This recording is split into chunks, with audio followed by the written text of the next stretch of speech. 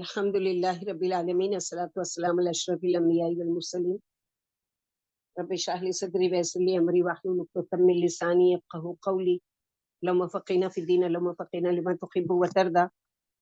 सूरह हदीद सूरह 27 पारे की आखिरी सूरह है, मदनी सूरत है। बाज़ के ख्याल में ये मक्की सूरत है। ये हकीकत है कि इस सूरत में दोनों तरह के मज़ामीन पाए जाते हैं और ज़्यादा राजिह कौल ये है कि ये मदनी सूरत है। मुफस्सलात में से है। आयत की तादाद 29 है। सूरह ज़िलज़ाल के बाद नाजिल हुई। इस सूरह के 4 रुकू हैं, 544 कलिमात हैं और 2476 इसके हुरूफ है। और बतरतीब मुसहफ के यानी इसमें जो तरतीब दी गई है उसकी जो तादाद है वो 57 है और नुज़ूल के एतबार से ये 94 नंबर पर है। सूरह हदीद के बारे में रसूल सल्लल्लाहु अलैहि वसल्लम सोने से पहले तस्बीह वाली सूरतें पढ़ा करते थे। आप सल्लल्लाहु अलैहि वसल्लम ने फरमाया इनमें एक आयत है हुवल अव्वलु वल आखिरु, उन 1000 आयतों से अफजल है। यानी आपने तारीफ की है, ये सूरत सब्बाहात में से है। सब्बाहात यानी उन सूरतों को कहा जाता है जिसका आगाज अल्लाह सुब्हानहू व तआला की तस्बीह से होता है। ये अल्लाह ताला की किबरियाई बड़ाई बयान करने के एक असलूब है कि जैसा कि सूरह वाक़िया एंड हुआ कि फसब्बिह बिस्मि रब्बिकल अज़ीम। तो जब भी ये आयत पढ़ें तो सुन्नत हमारे लिए क्या है कि पढ़ें सुब्हान रब्बियल अज़ीम। जैसे इसमें वितर में जो हम पढ़ते हैं सब्बिह इस्मा रब्बिकल आला, तो वहां पर कहना चाहिए सुब्हान रब्बियल आला। यानी गौर व फिक्र करने वाले जवाब देते हैं, अगर उनको कोई हुक्म दिया जाता है तो उसको बजा लाते हैं।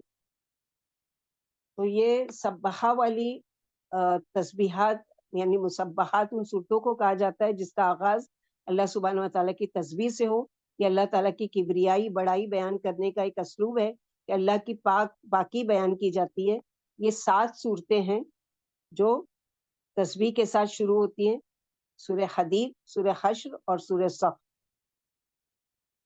सब्बाहा का लफ्ज आया है, यानी ये 3 सूरतों में क्या आया, सब्बाहा का लफ्ज। सब्बाहा का मायनी फेले माजी यानी तस्बीह कर चुकी या करती रहती हैं। और 2 सूरतें हैं सूरह जुमा और तगाबुन, ये युसब्बिहु का लफ्ज आया यानी फेले माजी, यानी करती भी हैं और करती रहेंगी भी। सूरतुल आला के शुरू में सब्बिह ऑर्डर का सीगा आया है। और सूरह इसरा में भी सुब्हान अल्लज़ी असरा बि अब्दिही लैलन मिनल मस्जिदिल हराम इलल मस्जिदिल अक्सा अल्लज़ी बारकल्लाहु फीह। अबू दाऊद, तिरमिजी, नसाई में हजर इरबाज बिन सारिया से रिवायत है कि आप सल्लल्लाहु अलैहि वसल्लम रात को सोने से पहले मुसब्बहात पढ़ा करते थे। सूरह वाक़िया के इख्तिताम होता है फसब्बिह बिस्मि रब्बिकल अज़ीम, और यहाँ पर आगाज हो रहा है सब्बाहा से। तो सूरह हदीद, हदीद का मायनी है लोहा, और इसमें जिक्र आएगा जैसे कि अल्लाह सुब्हानहू व तआला ने लोहा जमीन से पैदा नहीं किया बल्कि क्या किया है, आसमान से उतारा है। तो नंबर 1 आयत जो है सब्बहा लिल्लाहि मा फिस समावाति वल अर्द। सब्बहा अल्लाह की तस्बीह कायनात की हर चीज माजी में भी करती रही है, सब्बिह अब भी वो कर रही है और आइंदा भी करती रहेगी। और हमें भी क्या हुक्म दिया जा रहा है, सब्बिह तुम भी करते रहो। तुम ना भी करो अल्लाह की तस्बीह तो कायनात की हर चीज अल्लाह की तारीफ कर रही है, वो खुद से काबिल तारीफ है। तस्बीह का लफ्जी मायनी किसी चीज को बुराई से दूर करना या पाक करना। सबाहा पानी में तैरना। इसी तरह वो शख्स जो अल्लाह की तस्बीह करता है वो दरअसल ये कह रहा होता है कि मैं अल्लाह की जात को करार देता हूँ, हर उस चीज से पाक करार देता हूँ जो उसकी अजमत के लायक नहीं है। इसी तरह मैं अपनी जान को हलाकत से दूर करार देता हूँ। सब्बाहा का एक मायनी है अल्लाह ताला को तशबीहात और शुबहात से मुनज़्ज़ह करार देना, यानी नौज़ुबिल्लाह अल्लाह ताला ऐसे हैं जैसे कि वो, अल्लाह ताला ऐसे हैं जैसे कि हमारे हाथ, ये सारी चीजों से पाक करार देना। क्योंकि वलिल्लाहि मसलुल आला, तो कोई भी शिर्क, मुशरिक हो या काफिर हो, मुलीद हो, वो अगर अल्लाह ताला की शान में ये गुस्ताखी करता है कि अल्लाह के मुशाबे किसी को करार देता है तो हम उसका इनकार करते हैं। हमारा रब इन तमाम ऐबों से पाक है। जैसे एक जगह गए तो बच्चे खेल रहे थे, वहां पर एक शख्स वो यानी मार रहा था अपने बच्चे को, तो दूसरा आके उसको कहता है अरे इसके अंदर भगवान बसता है, इसको क्यों मार रहे हैं। तो इनकी तो ये सोच है, जो मुशरिक है, मुल्हिद है और वो है, उनकी ये सोच है। लेकिन हमारी क्या है कि नहीं, अल्लाह ताला को हम किसी से मुशाबे कर ही नहीं सकते। जैसे अल्लाह ताला में वैसा कोई भी नहीं है। लैसा कमिस्लिही शैउन वलिल्लाहिल मसलुल आला।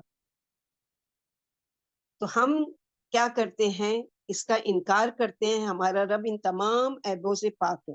तस्बीह का मतलब है, नमाज को भी कहा गया है, जैसे कि सूरह नूर में कुल्लु कद अलिमा सलातुहु व तस्बीहहु, हर चीज की एक नमाज है जो इबादत की निशानी है।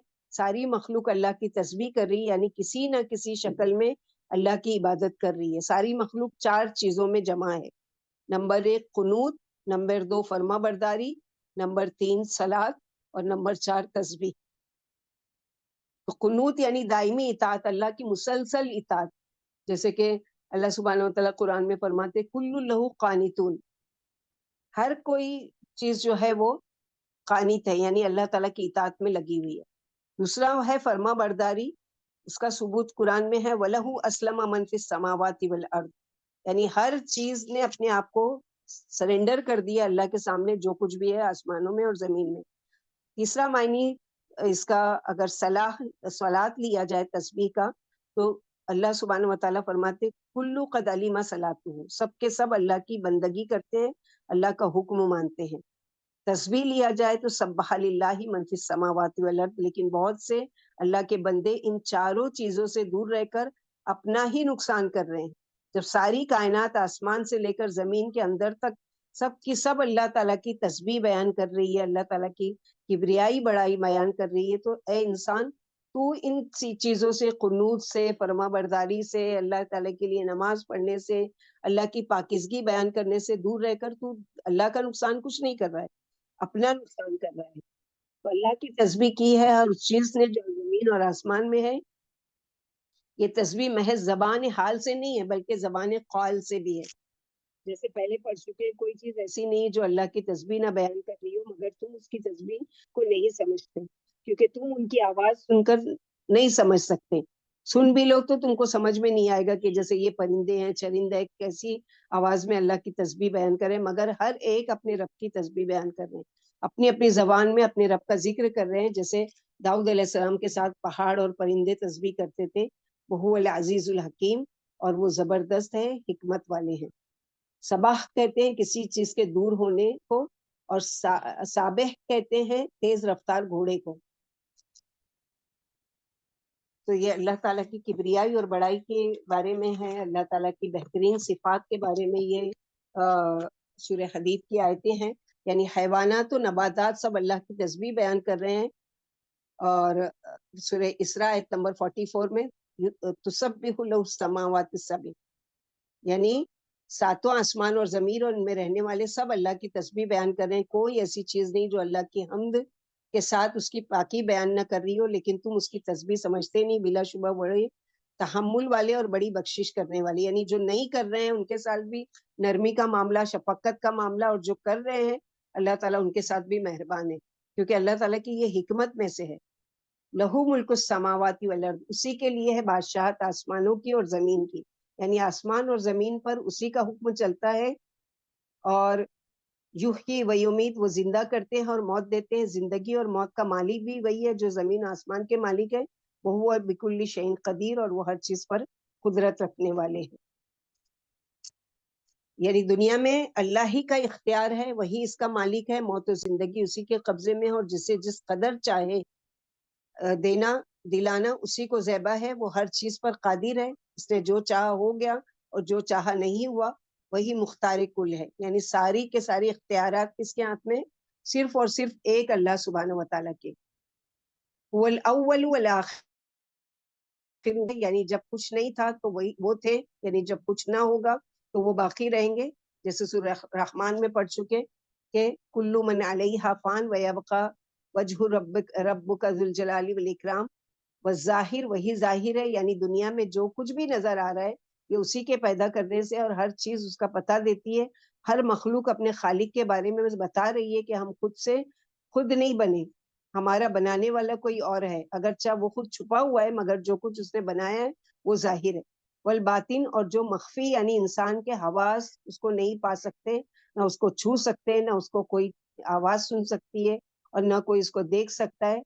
जैसे कि सूरह नाम में पढ़ चुके ला तुद्रिकुल अबसार व हुवा युद्रिकुल अबसार, وہ بکل شیء علیم، اور وہ ہر چیز کے جاننے والے۔ اس آیت کی تفسیر نبی صلی اللہ علیہ وسلم جو دعا پڑھتے تھے، ہم لوگ پہلے اللہ تعالیٰ کی یہ اسماء حسنہ کو سمجھیں گے، کیونکہ بہت امپورٹنٹ ہے یہ، کہ جیسے یعنی اس کی آیتیں جو ہے اللہ کے نبی صلی اللہ علیہ وسلم نے فرمایا، یہ جو هو الاول والآخر والظاہر والباطن، یہ 1000 آیتوں سے افضل ہے۔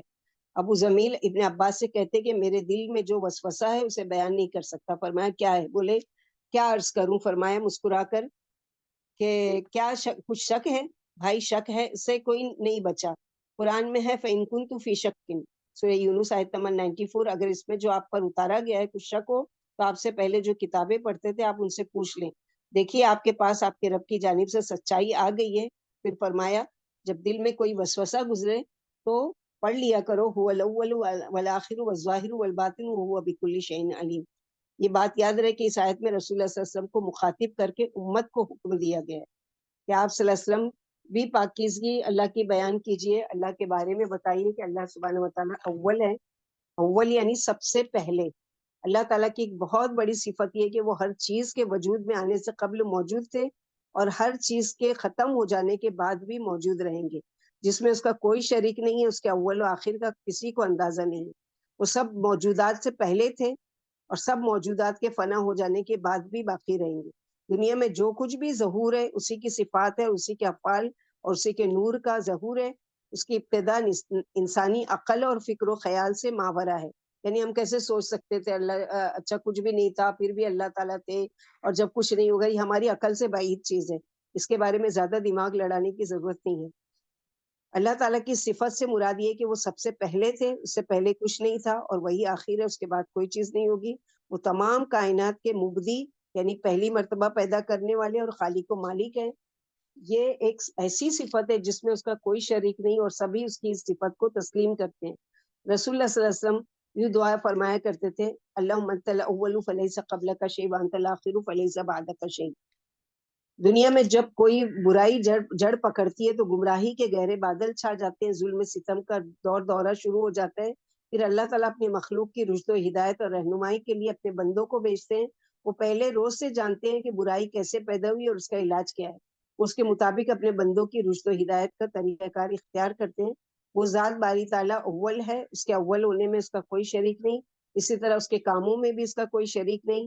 اللہ تعالیٰ اکیلے ہیں، اس کی کوئی اولاد نہیں، اگر اس کی کوئی اولاد ہوتی تو اس کی ابتدا معلوم ہوتی۔ جب وہ وسیع کائنات کو پہلی بار پیدا کرنے والے اکیلے رب اور فرما بردار ہے تو اس کے شریک کہاں سے ہوں گے؟ اسی طرح اللہ سبحانہ و تعالیٰ سے پہلے اگر کوئی چیز ہوتی نعوذ باللہ جو نہیں ہے، تو اللہ تعالیٰ کو اس کی مخلوق بننا پڑتا۔ تو یہ چیز اللہ تعالیٰ کی ذات سے جو ہے منزہ ہے، بالا ہے اور برتر ہے کہ اللہ تعالیٰ نعوذ باللہ کسی کی مخلوق ہو۔ تو اللہ تعالیٰ جبکہ وہ خود خالق اور مالک ہے، اور شر سے اور وسوسے سے، اور اللہ کے نبی صلی اللہ علیہ وسلم رات کے اذکار میں جو دعا پڑھتے تھے آپ لوگوں کو یاد کرائی گئی تھی، شاید یاد ہوگی، حسن المسلم میں سے اللہم رب السماوات السبع ورب العرش العظیم ربنا ورب کل شیء منزل التوراۃ والانجیل والفرقان خالق الحب والنوى نعوذ بک من شر کل شیء انت آخذ بناصیتہ۔ اسی میں آتا ہے انت الاول فلیس قبلک شیء وانت الآخر فلیس بعدک شیء وانت الظاہر فلیس فوقک شیء وانت الباطن فلیس دونک شیء اقضی عن الدین واغننی من الفقر۔ یہ رات کے اذکار میں سے ہے۔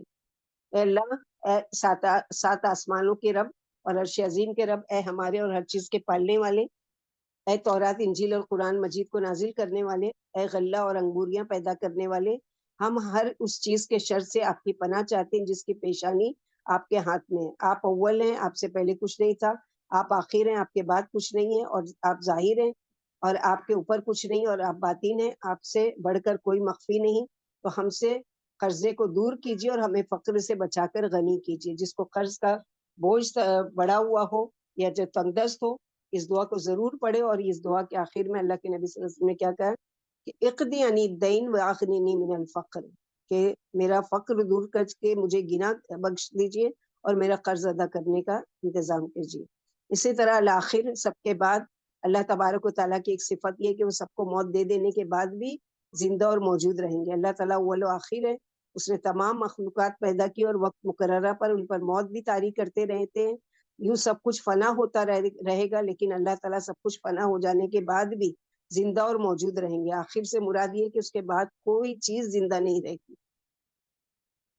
اللہ تعالیٰ کی شان یہ ہے کہ وہ خالق کائنات ہے. تمام مخلوقات کو پیدا کرنے میں اس کا کوئی شریک نہیں. جب انسان کچھ بھی نہیں تھا تو اللہ تعالیٰ نے اسے پیدا کرنے کے اسباب بنائے.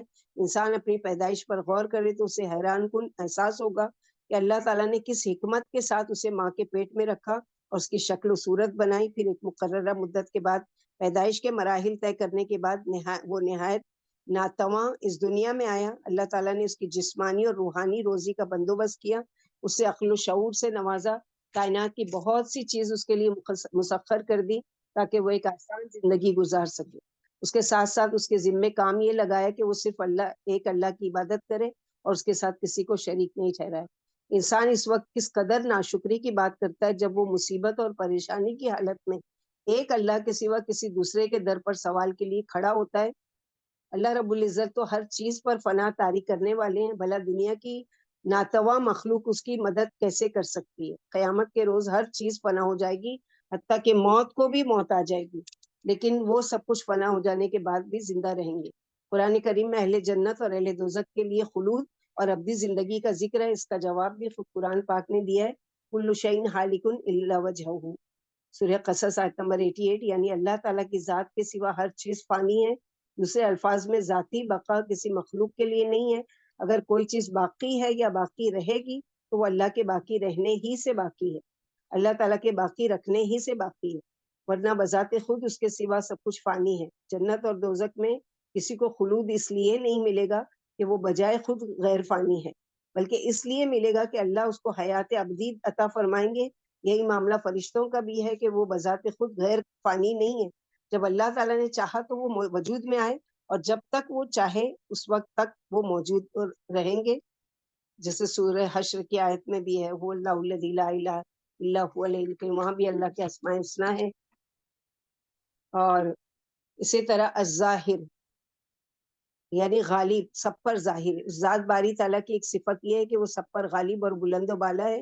وہ اپنی صفات کی بنا پر سب پر ظاہر ہے یعنی غالب ہے. اللہ تعالیٰ کی ذات و صفات کا کوئی ادراک نہیں کر سکتا.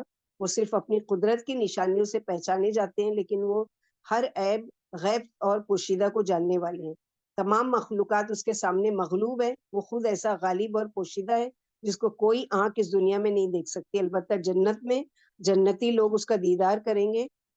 اور اللہ تعالیٰ کے ظاہر ہونے سے مراد یہ ہے کہ وہ سب پر غالب ہے، اس پر کوئی غالب نہیں ہے. وہی باطن ہے، یعنی اس سے کوئی چیز پوشیدہ نہیں ہے. باطن کی ساری باتوں کو صرف وہی جانتے ہیں جو لوگوں کی نظروں اور عقلوں سے مخفی ہے. ظاہر کی تفسیر بلند اور غالب کی ہے. ایک معصور دعا جو حضرت ابو ہریرہ رضی اللہ عنہ سے اور حافظ ابو یعلی موصلی نے اپنی مسند میں حضرت عائشہ رضی اللہ عنہ سے نقل کی ہے. رسول اللہ صلی اللہ علیہ وسلم نے فرمایا وہی دعا جو ہم لوگ پڑھتے ہیں، ادائیگی قرض کے لیے مسنون دعا بھی ہے یہ، کہ جس کو اگر قرض کی ادائیگی کی پریشانی ہو تو اس کو چاہیے کہ یہ دعا کثرت سے پڑھا کرے. الباطن، سب سے پوشیدہ. اللہ تبارک و تعالیٰ کی صفات میں سے ہے کہ اسے کوئی آنکھ دیکھنے کی تاب نہیں رکھتی، اس لیے وہ سب سے پوشیدہ ہے. اللہ تعالیٰ عرش عظیم پر مستوی ہے، لیکن اپنی حکمت اور قدرت کے ساتھ ہر جگہ موجود ہے، حتیٰ کہ شے رگ سے بھی زیادہ قریب ہے. وہ اپنے بندوں کی دعا سنتے ہیں اور ان کی پکار کا اسی وقت جواب دیتے ہیں، لیکن وہ ہر کسی سے پوشیدہ ہے. کوئی آنکھ اس کے جلوے کو دیکھنے کی تاب نہیں رکھتی. انہی معنی میں وہ پوشیدہ ہے، جیسے کہ سورہ قاف آیت نمبر 16 میں وَلَقَدْ خَلَقْنَا الْإِنسَانَ وَنَعْلَمُ مَا تُوَسْوِسُ بِهِ نَفْسُهُ وَنَحْنُ أَقْرَبُ إِلَيْهِ مِنْ حَبْلِ الْوَرِيدِ. ہم نے انسان کو پیدا کیا اور اس کے دل میں جو خیالات اٹھتے ہیں ان سے ہم خوب واقف ہیں، اور ہم اس کی رگِ جان سے بھی زیادہ اس سے قریب ہیں. وہ اس لحاظ سے ظاہر و باطن ہے کہ اس کی کاریگری کے آثار کھلے ہوئے ہیں، لیکن وہ خود ہماری نظروں سے پوشیدہ ہے. یعنی ساری کائنات میں اپنی قدرت کی نشانیاں پھیلا دی ہیں، لیکن خود اللہ اپنی ذات سے کیا ہے، ہم سے مخفی ہے، باطن میں ہے. دون کشی. اور اسی طرح وہی ہر چاروں نام ایک ہی دعا میں آگے ہیں، اس لیے بار بار اسی دعا کو وہ کیا جا رہا ہے. تو یہاں پر اللہ سبحانہ و تعالیٰ کی زبردست صفت ہے. آگے بھی اللہ تعالیٰ کی صفات میں سے ہے کہ والذی خلق السماوات والارض فی ستۃ ایام ثم استوى علی العرش، وہ اللہ وہ ذات ہے جس نے پیدا کیا آسمانوں کو زمین کو 6 دنوں میں، پھر عرش پر جلوہ فرما ہوا۔ بہت مرتبہ یہ آیت ریپیٹ ہو چکی ہے اور اس کو ہم لوگوں نے ڈیٹیل میں پڑھ چکے جان چکے ہیں کہ آسمان و زمین کی اور ان کے درمیانی چیزوں کی پیدائش 6 دن میں مکمل کر کے اللہ رب العالمین عرش پر مستوی ہوئے۔ آسمان و زمین کی پیدائش کا بیان، استوا کا ذکر پہلے گزر چکا ہے زمین میں، اور اسی طرح یولج اللیل فی النہار ویولج النہار فی اللیل وہو علیم بذات الصدور۔ اللہ سبحانہ و تعالیٰ جس طرح خالق ہے اسی طرح نہیں، یعلم ما یلج فی الارض وما یخرج منها وما ینزل من السماء وما یعرج فیها وهو معکم اینما کنتم واللہ بما تعملون بصیر، یعنی وہ جانتے ہیں جو زمین کے اندر داخل ہوتا ہے، کیا داخل ہوتا ہے، مثلا جو بیج انسان ڈالتا ہے، جو مردہ انسان زمین میں جاتے ہیں، جو آسمان سے بارش اتر کر زمین میں چلی جاتی ہے، ہر ایک چیز کو جو زمین کے اندر داخل ہو رہی ہے کسی بھی شکل میں، اللہ وہ سب چیزوں کو جانتے ہیں۔ وما یخرج منها، اور جو اس میں سے نکلتا ہے، انسان، پودے اور پانی، معدنیات، سب کا علم اس کے پاس ہے۔ وما ينزل من السماء وما يعرج فيها، اور جو نازل ہوتا ہے آسمان سے یعنی بارش، بجلی، فرشتے وغیرہ، اور جو اس میں چڑھتے ہیں، جیسے فرشتے جو انسانوں کے اعمال لے کر چڑھتے ہیں، انسانوں کی روحیں لے کر چڑھتے ہیں۔ وَهُوَ مَعَكُمْ أَيْنَمَا كُنتُمْ، اور وہ تمہارے ساتھ ہوتے ہیں جہاں کہیں تم ہوتے ہو، وہ اپنے علم کے ساتھ تمہیں گھیرے ہوئے ہیں۔ وَاللَّهُ بِمَا تَعْمَلُونَ بَصِيرٌ، اور اللہ تعالیٰ ساتھ اس کے جو تم عمل کر رہے ہو دیکھ رہے ہیں۔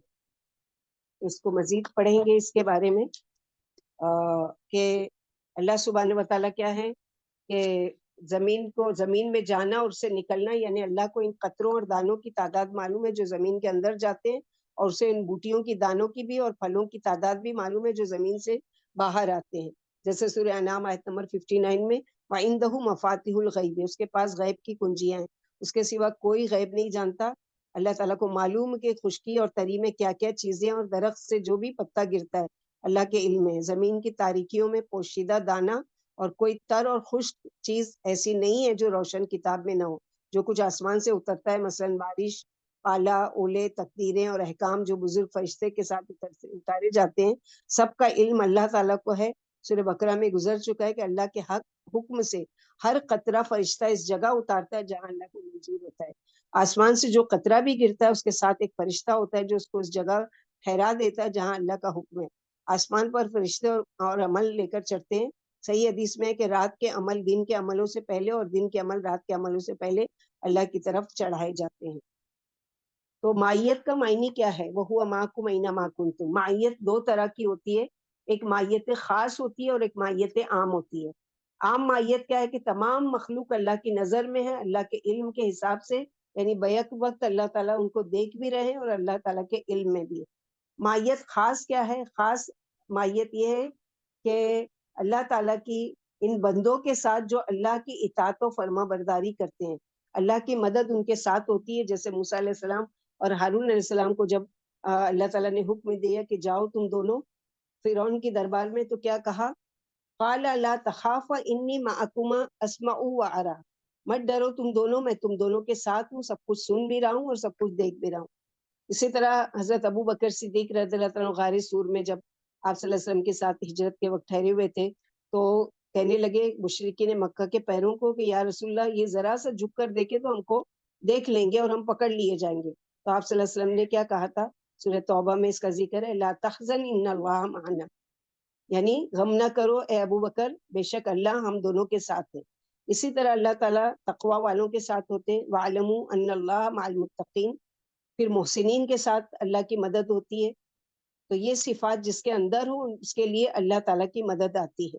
جیسے کہ اللہ کے دوسری جگہ اللہ تعالیٰ نے فرمایا ان تنصروا اللہ ینصرکم، تم اللہ کی مدد کرو گے اللہ تمہاری مدد کریں گے، یعنی تمہارے ساتھ ہوں گے تمہاری مدد کے لیے۔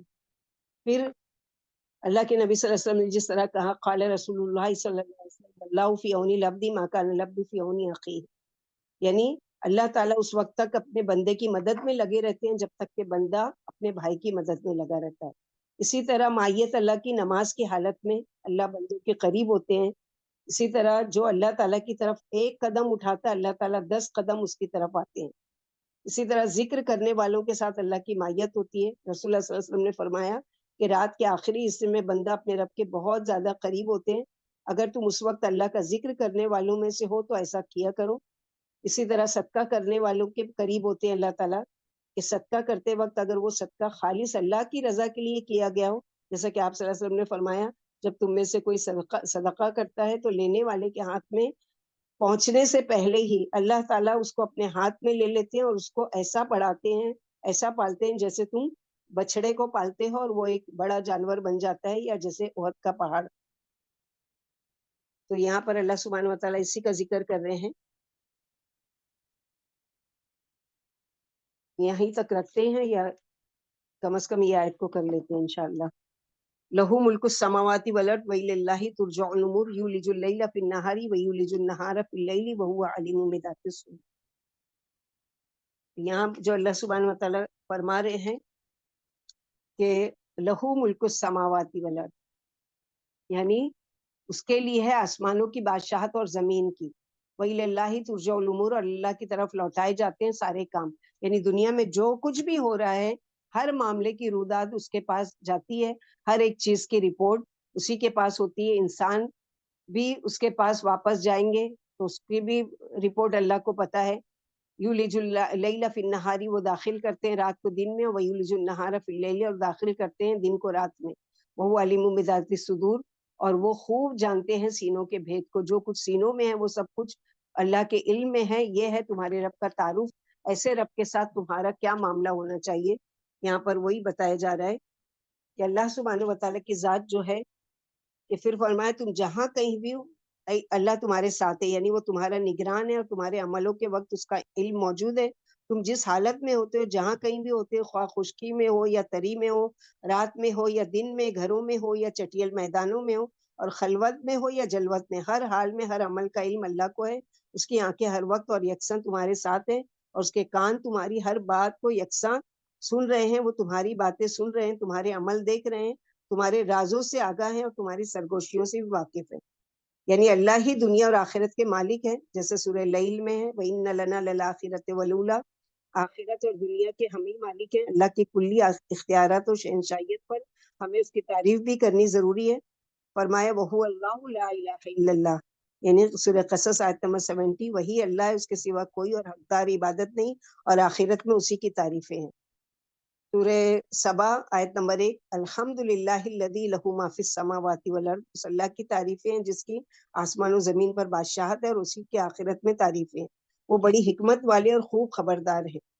آسمان و زمین کی ساری مخلوق ایک ایک اللہ کے سامنے غلامانہ حیثیت سے آنے والی ہے. اس نے ایک ایک کو گن رکھا ہے، سب تنہا تنہا اس کے پاس آنے والے ہیں. پھر فرمایا کہ سب کام اسی کی طرف لوٹتے ہیں، یعنی قیامت کے دن اسی کے پاس لوٹ کر جانا ہے. پھر وہ اپنی مخلوق کا انصاف سے فیصلہ فرمائیں گے، ایک ایک نیکی کو 10 گنا بڑھا کر دیں گے، اور اپنے پاس سے بھی اجر عظیم عطا فرمائیں گے. جیسے سورہ انبیاء آیت نمبر 47 میں وَنَضَعُ الْمَوَازِينَ الْقِسْطَ، ہم قیامت کے دن انصاف کے لیے ترازو رکھیں گے. اگر رائی کے دانے کے برابر بھی نیکی ہوگی تو اسے لے آئیں گے، اور ہم حساب لینے کے لیے کافی ہے. تو وَإِلَى اللَّهِ تُرْجَعُ الْأُمُورُ، تاکہ ہر کوشش کرنے والے کو اچھی طریقے سے اچھا برا جو بھی ہے بدلہ اس کو مل جائے. تو گویا سارے عمل بھی اللہ کی طرف چڑھتے ہیں، لوٹائے جاتے ہیں، اور عمل کرنے والے بھی سب کی سب اللہ کی طرف لوٹائے جائیں گے.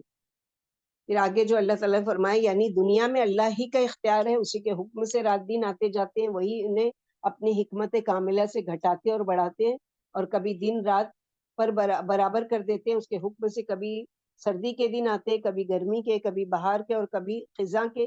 یہ تمام اختلافات اس کی حکمت و تقدیر پر مبنی ہے. اللہ بندوں کے لیے جو مناسب سمجھتے ہیں کرتے ہیں، کیونکہ وہ دلوں کے بھید سے بھی واقف ہے اور خوب آگاہ ہے. انہ علیم بذات الصدور. الحمدللہ الذی بنعمتہ تتم الصالحات. اللہ سبحانہ و تعالیٰ کا احسان ہے، اللہ کا شکر ہے جو کچھ بھی اللہ تعالیٰ نے توفیق دی وہ پڑھ سکے ہم. باقی ہے بھی ہماری تفسیر آگے انشاءاللہ باذن اللہ ویڈنسڈے کے دن. اللہ سبحانہ و تعالیٰ ہم سب کو کہنے سننے سے زیادہ عمل کی توفیق عطا فرمائے. اللہ سبحانہ و تعالیٰ ہم سب سے راضی ہو جائے. اللہ سبحانہ و تعالیٰ ہم کو قرآن کا صحیح فہم اور سمجھ عطا فرمائے. اللہ सुबहाना व तआला इसके इल्म हासिल करने और इस पर अमल करने के लिए हम सबको इस्तिकामत नसीब करें, और इस हाल में दुनिया से जाएं कि अल्लाह के फरिश्ते आकर कहें कि इन्नल्लज़ीना क़ालू रब्बुनल्लाहु सुम्मा इस्तक़ामू ततनज़्ज़लु अलैहिमुल मलाइकतु, यानी खुशखबरी दें कि अल्लाह तख़ाफ़ू वला तहज़नू, अल्लाह करे कि हमारे साथ, हम सबके साथ यही मामला, और हमारा ऐसा आला दर्जे का अल्लाह ताला ईमान बना दे, अल्लाह ताला अपना ऐसे मुक़र्रबीन में से बना दे कि अल्लाह ताला खुशी और रज़ा के साथ अपने फरिश्तों को खुशी खुशी हमारी रूहों को कब्ज़ करने का हुक्म दे, और अल्लाह की रज़ा और खुशनुदी पर इस दुनिया से जाए। अल्लाहुम्मा अर्ज़ुक़ना इख़लास व हुस्नुल ख़िताम, अल्लाहुम्मा सब्बितना बिल क़ौलि साबित फ़िल हयाति दुनिया व फ़िल आख़िरह, अल्लाहुम्मा सब्बितना बिकलिमति ला इलाहा इल्ला अंत, रब्बना तक़ब्बल मिन्ना इन्नका अंतस समीउल अलीम व तुब अलैना इन्नका अंतत तव्वाबुर रहीम। सुब्हान रब्बिका रब्बिल इज़्ज़ति अम्मा यसिफ़ून व सलामुन अलल मुरसलीन वल्हम्दुलिल्लाहि रब्बिल आलमीन। सुब्हानक अल्लाहुम्मा व बिहम्दिका अशहदु अल्ला इलाहा इल्ला अंता अस्तग़फिरुका व अतूबु इलैक। अस्सलामु अलैकुम व रहमतुल्लाहि व बरकातुहू।